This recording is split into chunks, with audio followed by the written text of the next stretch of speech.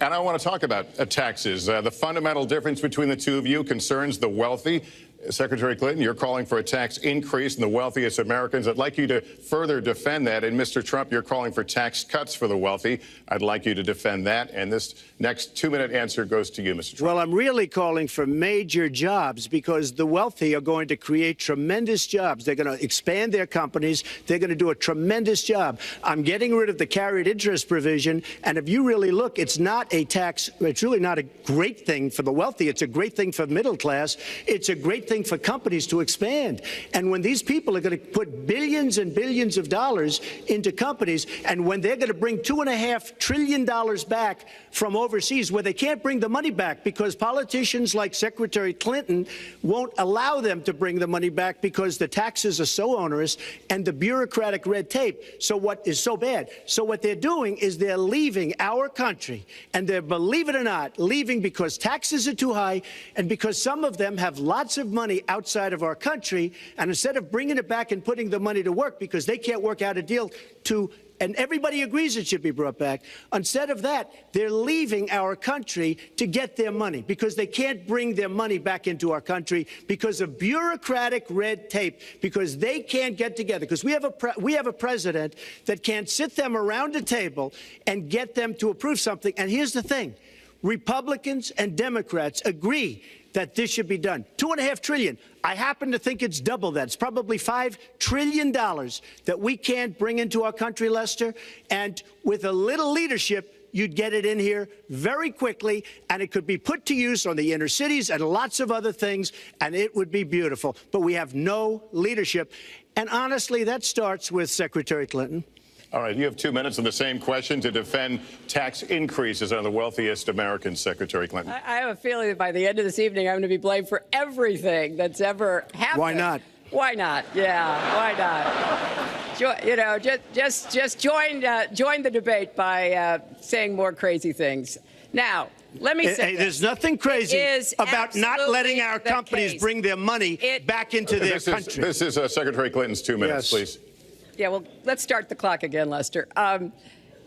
We've looked at your tax proposals. I don't see changes in the corporate tax rates or the kinds of proposals you're referring to that would cause the repatriation, bringing back of money that's stranded overseas. I happen to support that. I happen to support that in a way that will actually work to our benefit. But when I look at what you have proposed, you have what is called now the Trump loophole, because it would so advantage you and the business you do. You've proposed an approach that has a $4 billion tax benefit for your family. And when you look at what you are proposing, much for my family? It is, Lester, as I said, trumped up trickle down. Trickle down did not work. It got us into the mess we were in 2008 and 9. Slashing taxes on the wealthy hasn't worked, and a lot of really smart, wealthy people know that. And they are saying, hey, we need to do more to make the contributions we should be making to rebuild the middle class. I don't think top-down works in America.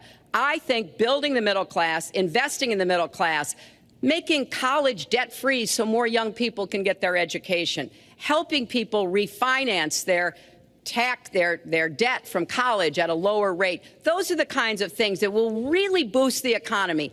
Broad-based, inclusive growth is what we need in America, not more advantages for people at the very top. Mr. Trump, typical politician, all talk, no action, sounds good, doesn't work, never going to happen. Our country is suffering because people like Secretary Clinton have made such bad decisions in terms of our jobs and in terms of what's going on. Now, look, we have the worst revival of an economy since the Great Depression. And believe me, we're in a bubble right now.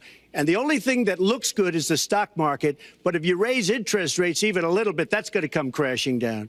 We are in a big, fat, ugly bubble. And we better be awfully careful. And we have a Fed that's doing political things. This Janet Yellen of the Fed, The Fed is doing political by keeping the interest rates at this level. And believe me, the day Obama goes off and he leaves and he goes out to the golf course for the rest of his life to play golf, when they raise interest rates, you're going to see some very bad things happen because the Fed is not doing their job. The Fed is being more political than Secretary Clinton. Mr. Trump, we're talking about the burden that Americans have to pay, yet you have not released your tax returns. And the reason nominees have released their returns for decades is that voters will know if their potential president owes money to, who he owes it to, and any business conflicts. Don't Americans have a right to know if there are any conflicts of interest? I don't mind releasing. I'm under a routine audit, and it'll be released. And as soon as the audit's finished, it'll be released. But you will learn more about Donald Trump by going down to the federal elections, where I filed a 104-page, essentially financial statement of sorts, the forms that they have. It shows income. In fact, the income, I just looked today, the income is filed at $694 million for this past year. $694 million.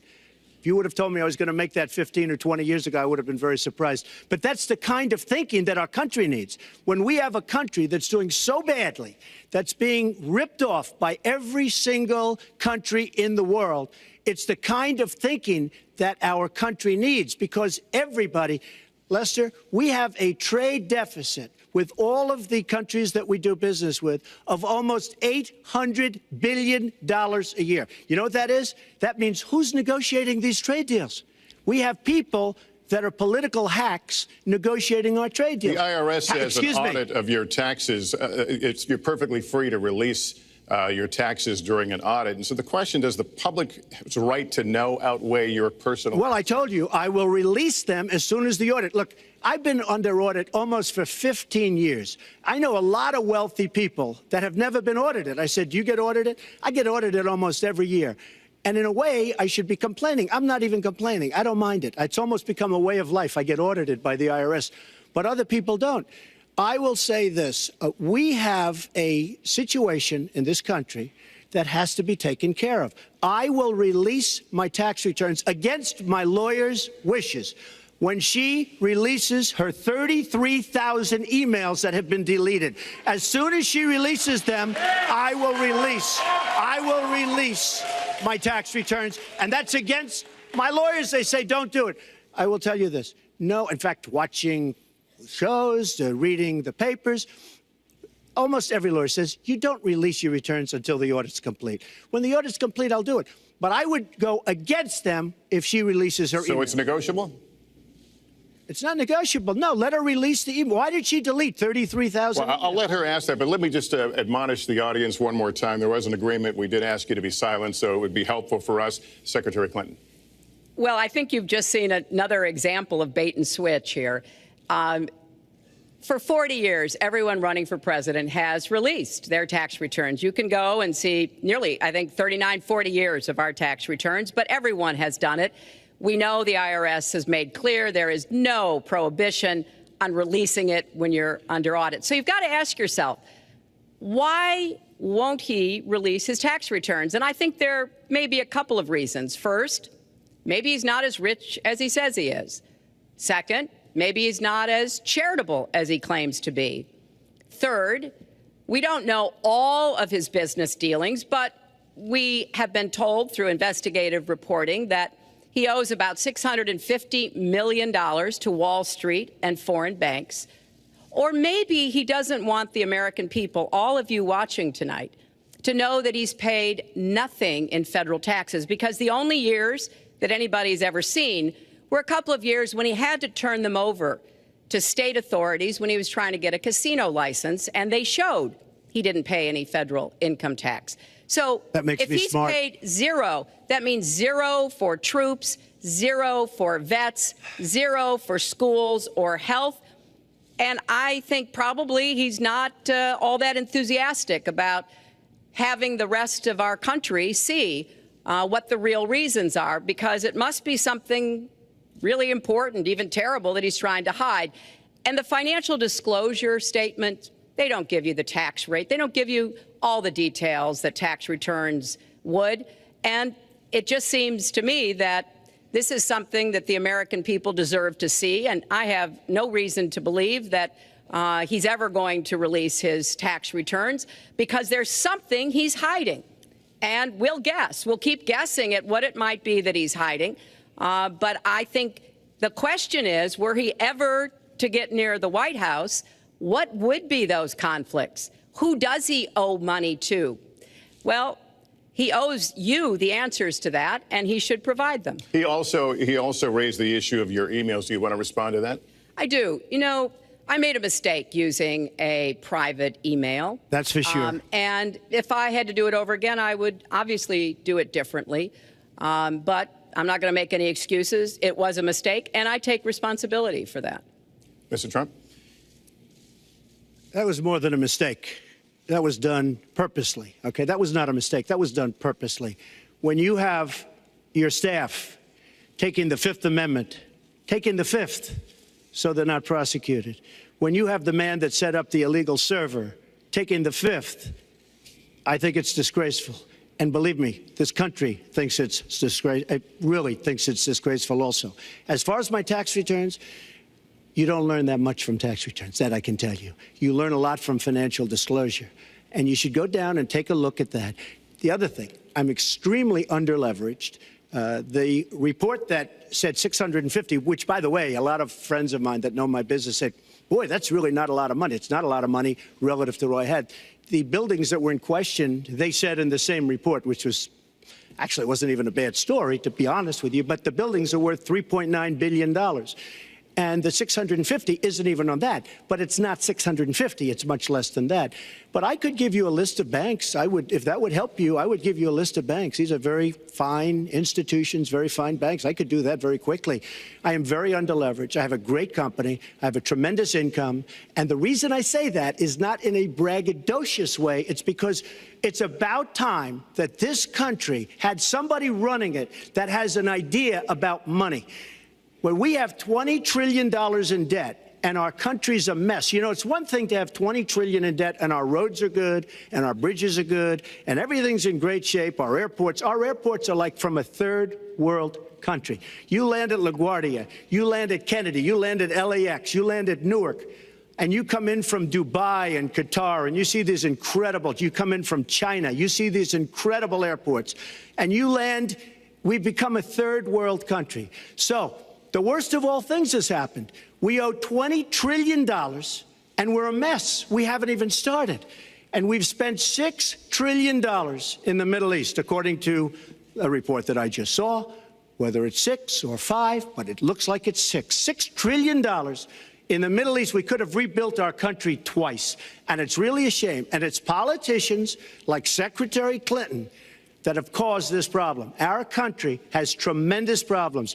We're a debtor nation, we're a serious debtor nation, and we have a country that needs new roads, new tunnels, new bridges, new airports, new schools, new hospitals. And we don't have the money because it's been squandered on so many of your ideas. Let you and respond maybe and we'll move to our because next. you haven't paid any federal income tax for a lot of years. And the other thing I think is important. It would be squandered too, believe me. If your main claim to be president of the United States is your business, then I think we should talk about that.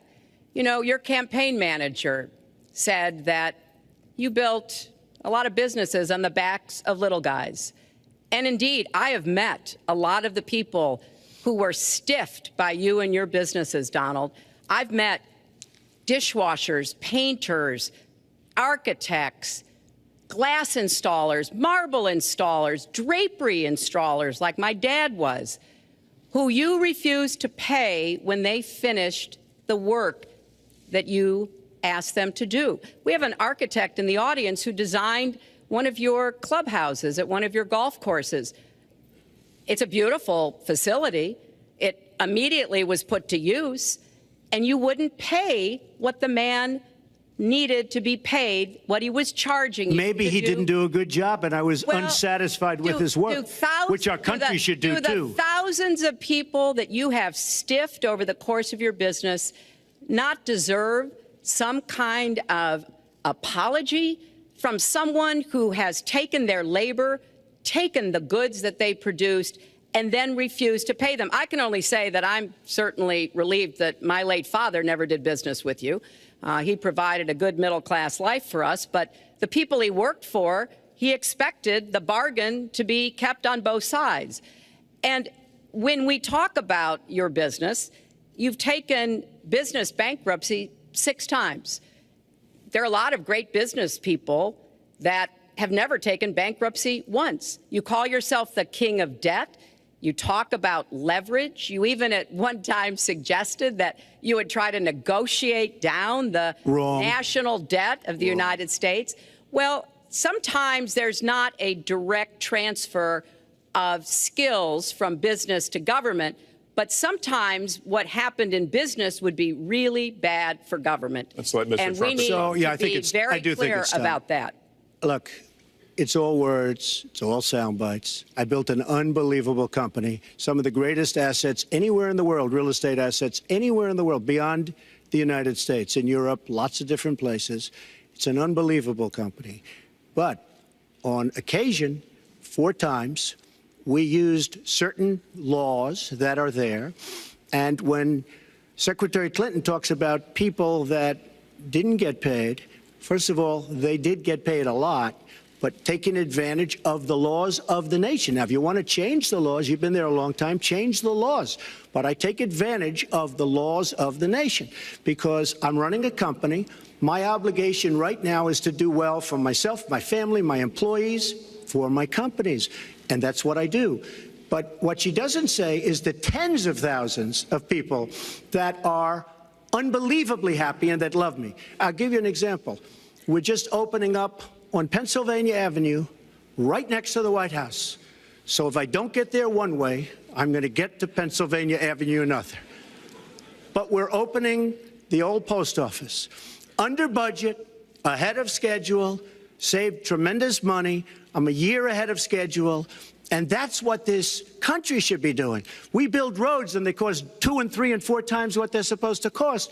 We buy products for our military and they come in at costs that are so far above what they were supposed to be because we don't have people that know what they're doing. When we look at the budget is bad to a large extent because we have people that have no idea as to what to do and how to buy. The Trump International is way under budget and way ahead of schedule. And we should be able to do that for our country. Well, we're well behind schedule.